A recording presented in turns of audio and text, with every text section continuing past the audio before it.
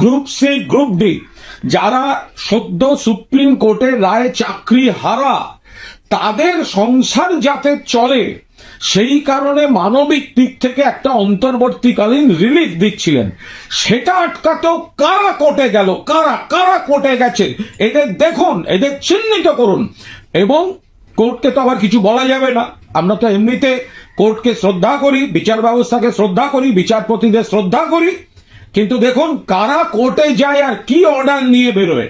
তো সেখানে আমরা দেখলাম যে অমৃতা সিনহা তিনি অন্তর্বর্তীকালীন এই ভাতা, সেটাও আপাতত অন্তর্বর্তীকালীন স্থগিতাদেশ দিলেন। আইনে কি করবে রাজ্য সরকার, সেটা রাজ্য সরকার আইনগত দিক থেকে দেখবে। কিন্তু আমরা বলবো, বন্ধু তোমার পথের সাথীকে চিনে নিও, পথে কে পাশে থাকে আর কারা চাকরি খাবো, অন্তর্বর্তীকালীন ভাতা পেতে দেব না, বিপদে পাশে থাকবো না, লোককে কষ্ট দিয়ে চোখে জল ফেলে তাই নিয়ে বিরোধী রাজনীতি করব, এদেরকে চিনে রাখতে হবে।